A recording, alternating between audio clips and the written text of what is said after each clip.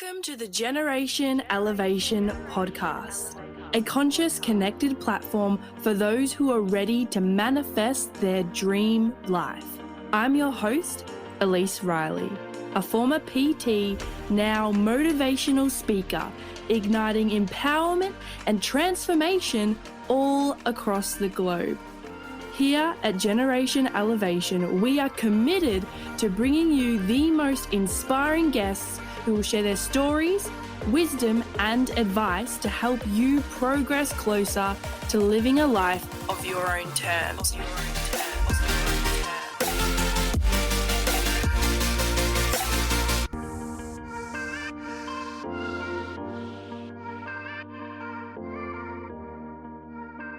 That's right, I'm back. Woo! What's up, fam? Literally, the past month for me has probably been the most transformative journey of my life.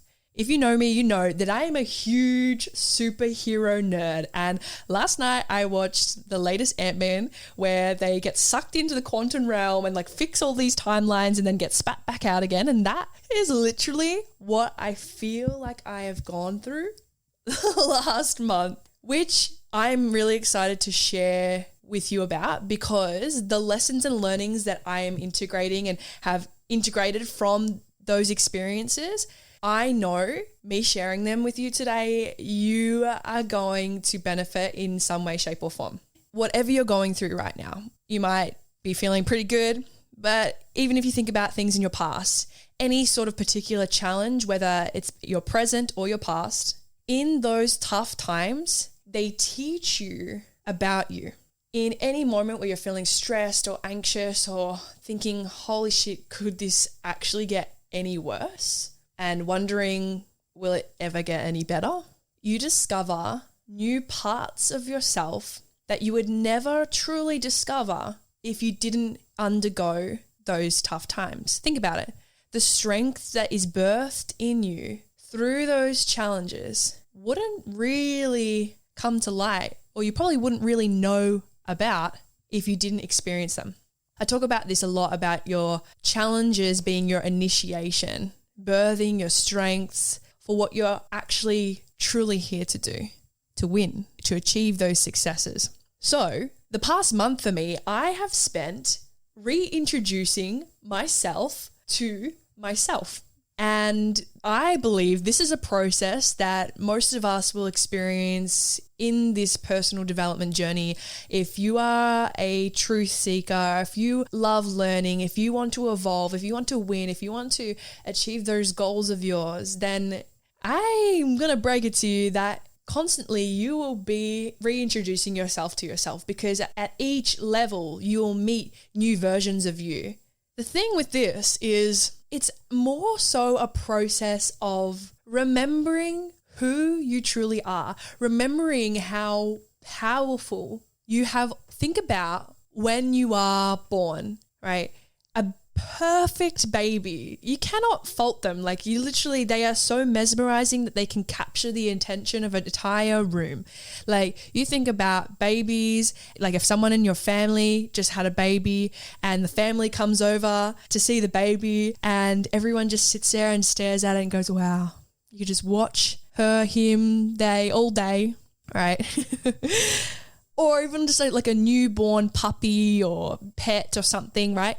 You can just watch them all day. It's so mesmerizing. They're just being. They don't have to do anything. Like a bright, sparkly diamond, they light up the entire room. I believe every single one of us is this way. It is our natural way of being. And some of us go through life and get a bit knocked around. A few bumps, a few bruises, a few cracks. We collect dust, maybe we get forgotten about, and then all of a sudden this diamond starts looking like a rock. And instead of people walking past going, wow, look at that diamond, it's shining so bright, they just walk past because it's just a rock, okay? I believe that every single one of us is a bright, shiny diamond, just waiting to be rediscovered, just waiting to remember who they truly are. I explain this process with my clients that I take them through a 3-step process. The first is release, releasing all negative emotions from your past, clearing out anything that no longer serves you through NLP hypnosis processes that I take them through. And then the second phase is rewire. So we've cleared out all the dust, the diamond's there, we can see it, but it's not sparkling. So we rewire, we change a few things, we change a few habits, we set some accountability goals and more, but I'm not going to share all of the juiciness in rewire. And same with the third step, which is remember. Remembering who you truly are, that bright, sparkling diamond that lights up a room. I know everyone listening to this right now knows someone who can walk into a room and their energy speaks for itself. Woohoo! And we all have that capability. And I really feel the last month, I fully fucking stepped into that. I feel the most powerful that I have ever felt in my entire life. And power in a way of not controllingness over another. Power in the recognition of remembering that I can wield energy, that I am enough, that I can do whatever I want to do and I don't need to justify myself in those actions. So what I'm going to do now, I'm going to read out a few journal concepts that have really landed this past month. And as I read them out, I will share bits and pieces of stories, explanations, etc., so that it makes a little bit more sense, because you guys know me. I love to have a plan, but I also love even more to flow. So let's do it. The first thing that really came through for me this month is knowing that in those tough times that you get to experience, you get to truly learn and discover new parts of yourself that you never would know about if you didn't undergo those tough, challenging times. So that's kind of what I just spoke about then. I also have been I read this book called Super Attractor, and I highly recommend going to read that if you have not. It really just slapped me silly and woke me up from maybe a little bit of amnesia that I was having about forgetting who I really was, forgetting the bright, sparkly diamond, and then just going back to that rock in a sense. So the second piece that I really had land for me is that what you want is already done. Like, I speak about this a lot of the time, and sometimes though it can be easy to get stuck in human and think, well, yeah, but if I want something and it's not right there in front of me, then how is it already done? The thing is, you will receive your goal. So most of you may have a goal come through and it might make you nervous, go, oh, that's big, or that's different, or I've never had that come through before. Know that that's the point, because that thing that comes through, it will make you feel a little bit funny or maybe question, because energetically, the you that is living that goal and breathing that goal and completing that goal is most likely different to the you that you are now. So if you have these goals that you're struggling to achieve, it is not the fact that you're not doing enough. It is the fact that you're not being the person that you need to be in order to achieve that. And I can talk about that topic all day. I will keep going, and then if we fly back to it, we will. And if we don't, I'll probably make it another episode. So bear with me. It's all about enjoying the journey, the evolution from who you are now to who you are born to be. Okay. From the rock back to that diamond. Now, my beautiful friend Adam, I did an interview with him a few months ago, and he always talks about your turn back moment. And I always get a vision of, there's like a meme somewhere in the internet that is like this cartoon figure digging for gold, and he's digging, he's digged. Is that even English, mate? 80% of the way, right? And he's like, oh, stuff it. I'm just going to give up now. Like there's no gold here. But then the image shows that literally if you kept going maybe a meter, that he would have struck gold. And so your turn back moment in life is when you keep going. So that moment where you're like, oh, it's time to give up. especially when it's working towards something that you truly, with your heart, want in life, keep going. I understand sunk cost fallacy, but this is different. So sunk cost fallacy is like when you're watching a really shit movie, hoping it will get better. So you watch it to the end and it still is shit. Or staying in a relationship that's not serving you and your heart knows that you're not in it anymore, but you stay because you've been together for multiple years. So what's a few more, right? Or you've been doing this job for so many years and you've put so much time and investment into this job. What is the point of going to actually go and follow your dreams? So that is the difference, is that sunk cost fallacy is your heart isn't in it anymore, whereas your turn back moment is your mind being like, you will never achieve this destiny, so just stop, and your heart keep going. The next thing that I had come through is you cannot let yourself just give up when you don't win. Don't allow your why to be based on whether you win or not, because it's rocky. Stay present and enjoy the journey. Do it for the love of your sport. So for example, I'm going to use cricket because we were just talking about Adam, right? If you decide, okay, I want to be a professional cricketer and you love cricket, then who cares if you win or lose along the way? As long as you're progressing towards that goal, eventually you're going to get there. And at the same time, if you have a loss, don't let that be the reason why you give up. Okay, keep going. If it's truly what you want to do, keep going. Let your attachment be to the enjoyment of the journey and the fun along the way rather than the outcome. That is what I'm trying to say here. The next piece that I wrote about was actually an experience that I had, and I'm just going to talk about it and then share the lessons that come through. So I was walking through Hyde Park and decided to just go a different path that I hadn't been down before. Now, I walk there nearly every day. It's like my nature fix here in London, and I had never walked down this way. I'm listening to binaural beats and I literally have nowhere to be. I don't have anything to post on social media because I was taking a break. So I was like, let's just chill. So I'm walking slower, I'm looking at all the things, the nature, the animals, and then I come across this giant tree and I'm looking up, I'm like, oh my gosh, look at this tree, it's so cool. And underneath the tree was a man sitting there, and I look at him and I just say, isn't this tree so cool? He's like, yeah, it's amazing, isn't it? And he picked up that I was an Australian.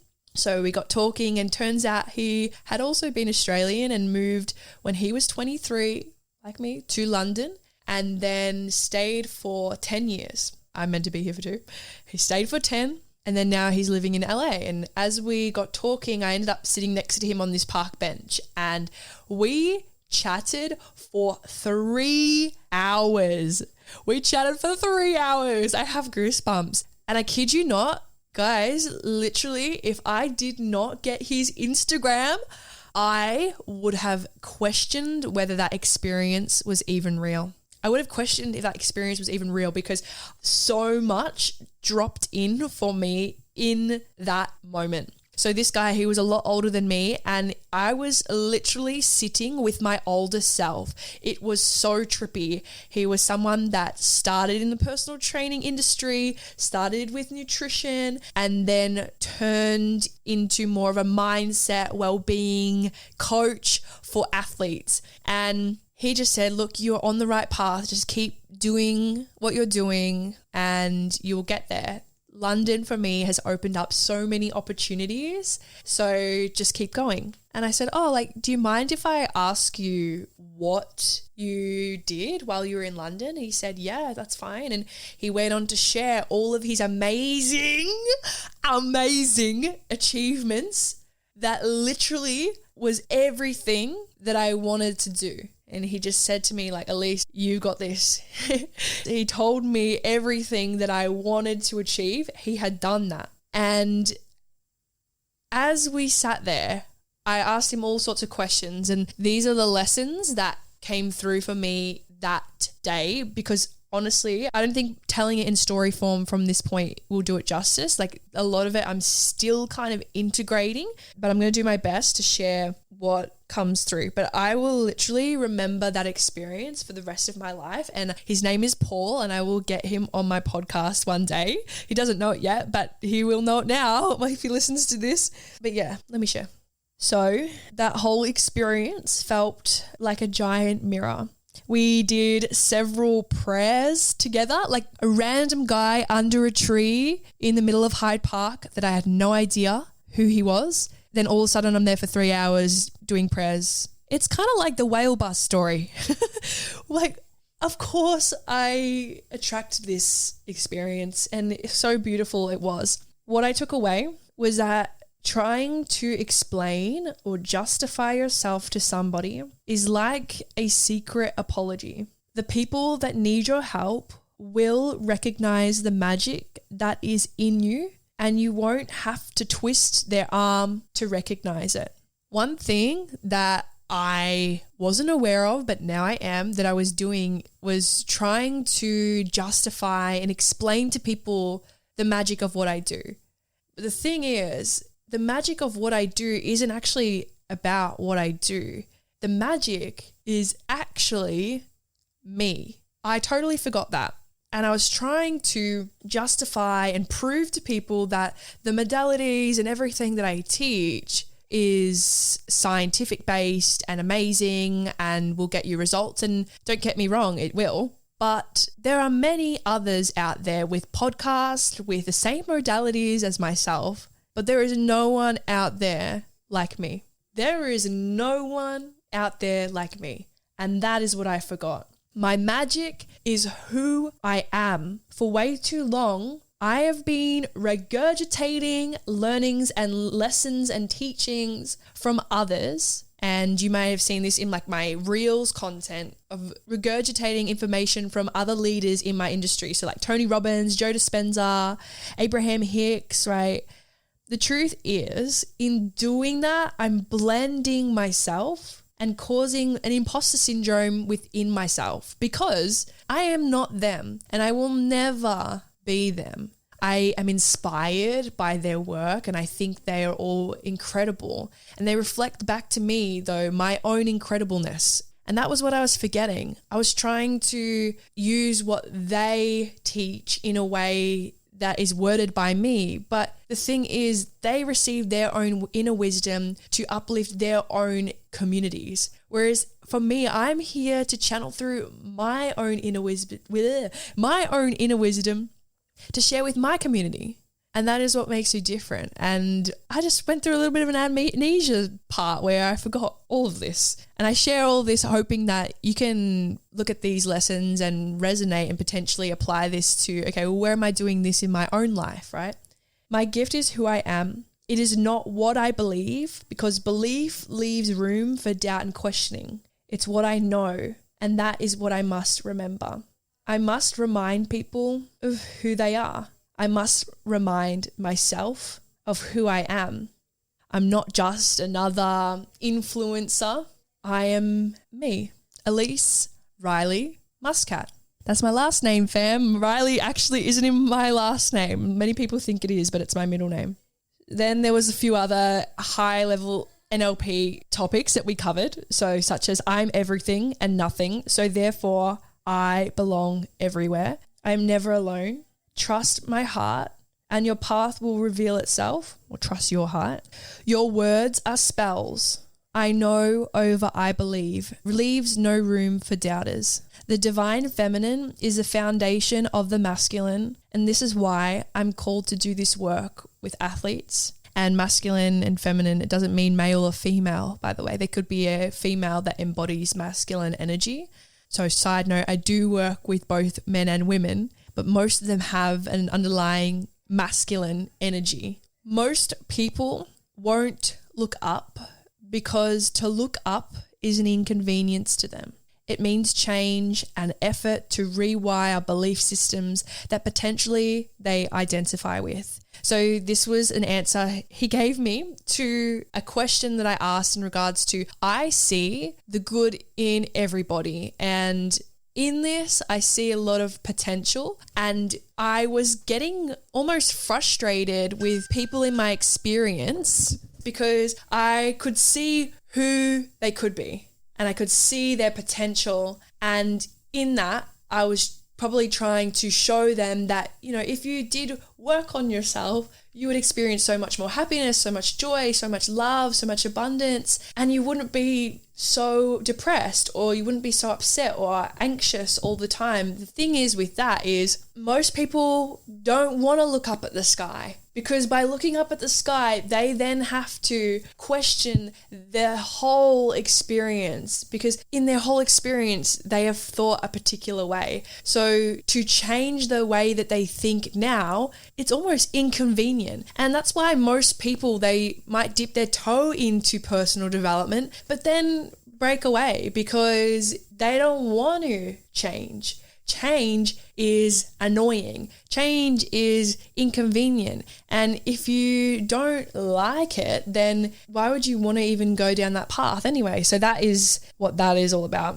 One of my reasons for being is to help people connect to their heart. And then we really just spoke about skeptics being here to help solidify your message and try different paths and trust your heart each time.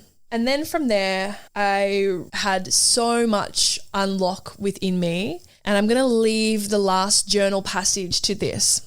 The presence of fear is a sure sign that you are trusting your own strength. Basically, what this means is that fear indicates you're trying to do it all yourself rather than be open to the abundance that is always available to you. So for me, I had that experience with Paul under the tree, and literally it was like him speaking to his younger self, me speaking to my older self, and so much healing happened then there in that moment. I share this experience with you because literally this person and this experience opened to me and came into my reality all because I was present and willing to receive. If I never said hello, then I never would have experienced that. And like I said, I will remember that for the rest of my life. Kind of like the whale bus story. I've spoken about that before in a few other episodes. I also then finished this book called Super Attractor, and that book also talks about just the surrendering of fear and moving to love, surrendering fear, moving to love. And I feel like each time you elevate along this journey, that is what you are called to do. And so I started doing that. I started asking for signs every single day. I want to see a sign in the next 24 hours, whatever it may be. And then they started showing up. So I was like, all right, I'm going to ask for a peacock in the next 24 hours. If I'm on the right path, show me.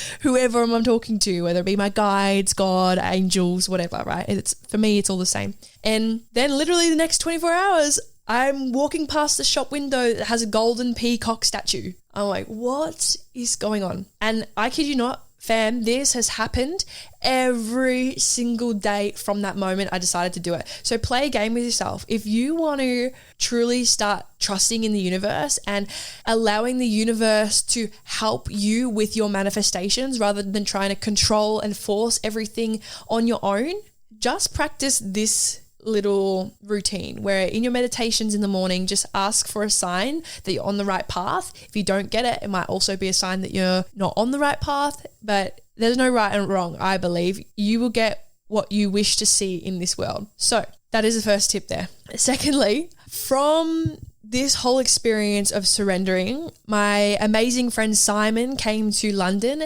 and my mission was, okay, I'm taking a few months off or a month off social media. I am going to go and just have fun. And Simon is an absolute ball of fun. Like, he is the definition of fun. Like, in our podcast together, he calls himself, and everyone calls him, the rock star. Like, he is an absolute rock star, and I love him so, so much. And we got to spend some really quality time together, and we went to the museums. We went to all the things that you need to see, all the sites in London, and it was just something so refreshing that it was exactly what I needed. And then he and his partner were going to Rome, and he asked me, do you want to come with us? I was like, sure, why not?